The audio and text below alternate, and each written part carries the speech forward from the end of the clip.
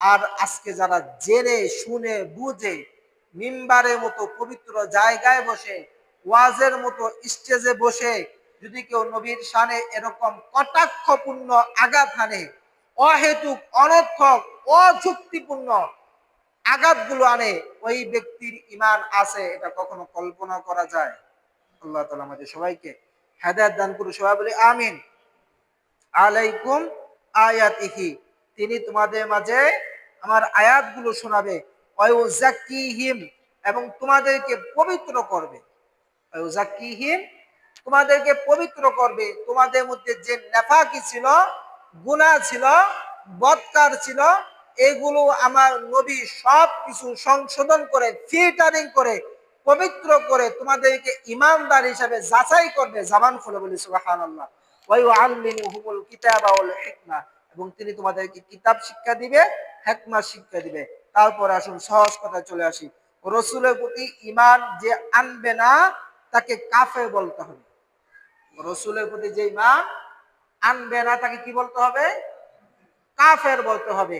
সে যতই লা ইলাহা ইল্লাল্লাহ, লা ইলাহা ইল্লাল্লাহ জিকির করুক, লা ইলাহা ইল্লাল্লাহ জিকির করুক, যতক্ষণ পর্যন্ত তার মধ্যে মুহাম্মাদুর রাসূলুল্লাহ আগমন না করবে, মুহাম্মাদুর রাসূলুল্লাহর প্রতি ঈমান না আনবে, ততক্ষণ পর্যন্ত তার ঈমান পরিপক্ক হবে। কথা বুঝে আসতেছে? সহজ কথা।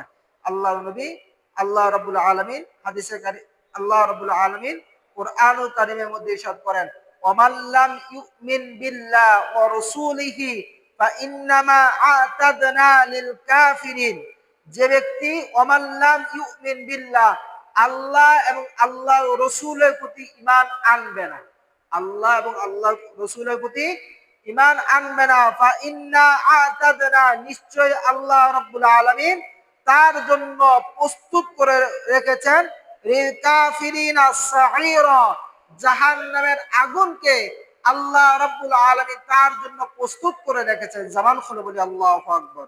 আল্লাহ রাব্বুল আলামিন আমাদের সবাইকে এরকম কুফরি বদ আকীদা থেকে হেফাজত দান করুন। সবাই বলি আমিন। সহজভাবে চলে আসি। নবী করিম সাল্লাল্লাহু আলাইহি ওয়াসাল্লাম একবার সাহাবীদেরকে প্রশ্ন করলেন, ও আমার সাহাবীরা, তোমরা কি জানো আল্লাহর প্রতি ঈমান কি? আল্লাহর প্রতি ঈমান কি?